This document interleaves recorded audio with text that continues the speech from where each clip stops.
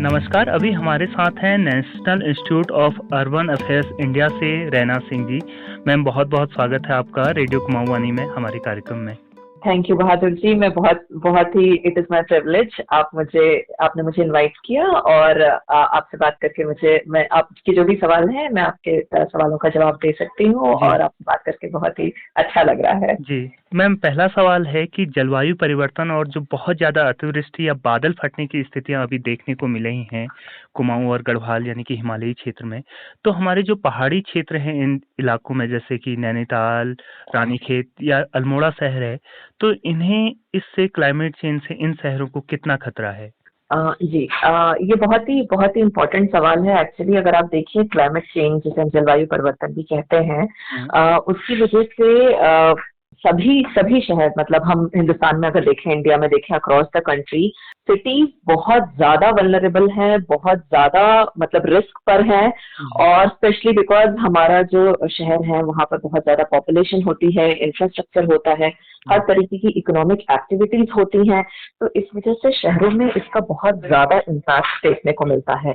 जैसे कि आपने अभी रिसेंटली शायद कुछ सालों में देखा भी होगा, बहुत सारे शहरों में इस तरीके की फ्लड या फ्लैश फ्लड जैसे आपने कहा, उस तरीके के इश्यूज आ रहे हैं। जहां तक हमारे पहाड़ी शहरों की यदि हम बात करें, तो पहाड़ी शहरों में हमारी जिसे कहते हैं सेंसिटिविटी ज्यादा होती है एनवायरनमेंट की वजह से, जो इकोलॉजिकल सेंसिटिविटी जिसे हम कहते हैं, ये बहुत ज्यादा होती है। क्योंकि यहाँ पर हमारे बहुत सारे इकोसिस्टम्स होते हैं और फिर धीरे धीरे जो भी अभी हमारा मतलब डेवलपमेंट हो रहा है उसकी वजह से बहुत सारे पेड़ों का कटाव हो रहा है, या जैसे जो नया इंफ्रास्ट्रक्चर बन रहा है, रोड्स बन रही है, उसकी वजह से कई जगह हमारे जो ये माउंटेन स्लोप्स कहे जाते हैं उनका भी कटाव किया जा रहा है। तो इसकी वजह से जो हमारे नेचुरल ड्रेनेज सिस्टम्स होते हैं, जो हमारे नदी नाले हैं, वो सब डिस्टर्ब हो रहे हैं। जितना ज्यादा टूरिज्म बढ़ रहा है, पॉपुलेशन बढ़ रहा है, तो हमारा जो एक तरीके से हमारा जो कचरा है या जो प्लास्टिक वेस्ट है वो भी बढ़ रहा है। इन सब कारणों की वजह से क्या हो रहा है कि हमारे ड्रेनेज सिस्टम्स डिस्टर्ब हो रहे हैं और पेड़ों के कटाव की वजह से हमारा जो सॉइल इरोजन का जो प्रोसेस है वो भी बढ़ रहा है पहाड़ों में, जिसकी वजह से भी लैंडस्लाइड जैसी समस्या बहुत ज्यादा हो रही है। तो आप ये देखिए, इनफैक्ट अगर आप देखें उत्तराखंड में हमारे जो शहर हैं वो लैंडस्लाइड्स के लिए भी बहुत ज्यादा मतलब वल्नरेबल हैं। तो इस तरीके की सिचुएशन बढ़ रही है और ऐसी उम्मीद है, जो हमारी क्लाइमेट स्टडीज हैं साइंटिस्ट के द्वारा की गई, तो उसमें ये भी कहा जा रहा है ये सिचुएशन और ज्यादा आगे बढ़ सकती है। मैम, आप ये कह रहे हैं स्पष्ट तौर पे कि ये घटनाएं भविष्य में और बढ़ेंगी? जी, मैं ये सारी स्टडीज कह रही हैं जो हमारे साइंटिस्ट ने करी हैं। Inter governmental panel on climate change ने जो स्टडीज की हैं उनमें बहुत ही क्लियर ये मतलब इंडिकेशन है कि ऐसी घटनाएं फ्यूचर में बढ़ सकती हैं। ऐसी घटनाएं फ्यूचर में बढ़ सकती हैं, तो मैम ये एक सवाल पैदा होता है कि भविष्य को खतरे में न डालते हुए और अपनी आर्थिक तरक्की को भी हम मद्देनजर रखते हुए इन पहाड़ी शहरों में ऐसी क्या प्लानिंग करें निर्माण के दौरान ही, या अब से ऐसी क्या तैयारियां हम रखें कि आर्थिक विकास और जलवायु परिवर्तन के खतरों दोनों से हम बच पाएं?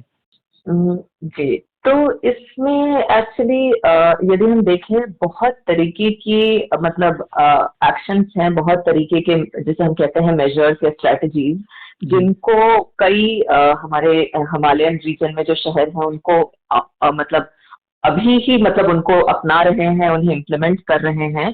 और इसमें 3-4 तरीके की बहुत इम्पोर्टेंट क्रिटिकल मतलब एक्शंस लिए जा सकते हैं। एक तो है जो हमारा बिल्डिंग कंस्ट्रक्शन होता है, जो भी निर्माण कार्य होता है हमारे शहरों में, उसके लिए बहुत इम्पोर्टेंट है। क्योंकि अभी जैसे कि आप देखें हिमालयन रीजन में, मतलब भले ही वो हिमाचल वगैरह साइड के शहर हैं या अपने उत्तराखंड साइड के शहर हैं, बहुत ज्यादा बिल्डिंग कंस्ट्रक्शन हो रहा है।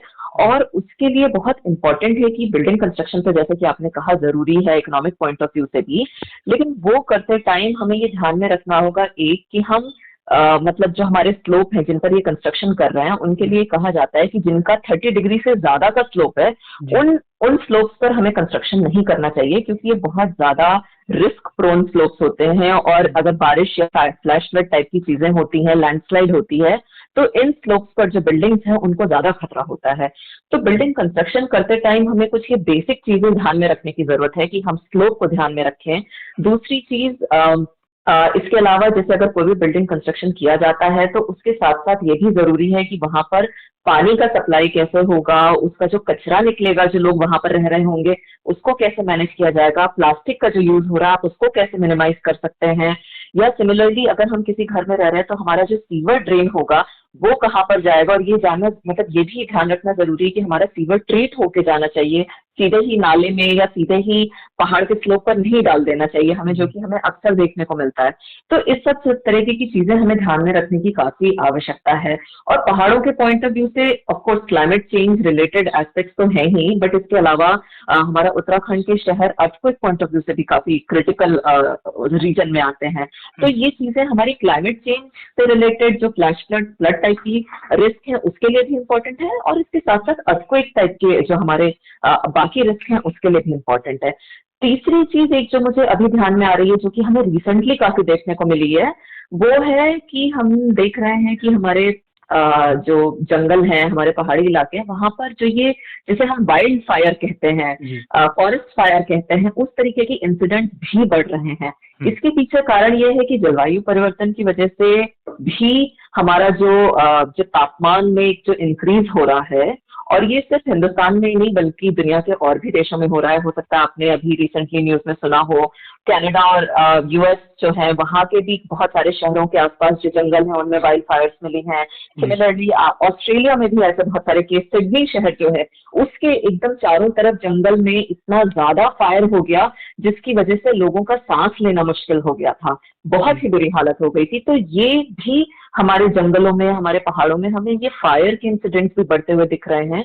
और मतलब जो हमारी बारिश या फ्लड के अलावा बढ़ता हुआ तापमान भी हिमालयन शहरों में हमारे लिए एक बहुत ही इम्पोर्टेंट क्राइटेरिया है, बहुत ही जिसे कहना चाहिए कंसर्न का विषय है। और इसकी वजह से मतलब हमारा जो खेती है, हमारा हॉर्टिकल्चर है, या जैसे हमारी जो इसकी सेब की खेती जो करी जाती है उस सब पर भी काफी इफेक्ट आ रहा है। तो हमें इन सब चीजों को भी ध्यान में रखने की जरूरत है कि जब हम अपने शहर बना रहे हैं, हम कंस्ट्रक्शन कर रहे हैं, तो ऐसे में हमें ये ध्यान में रखना है कि हमारे स्लोप्स पर जो हमारे पेड़ हैं, हमारे जो फॉरेस्ट एरियाज हैं, हमारे जो ग्रीन एरियाज हैं, उनको भी हमें उतना ही मेंटेन करने की जरूरत है।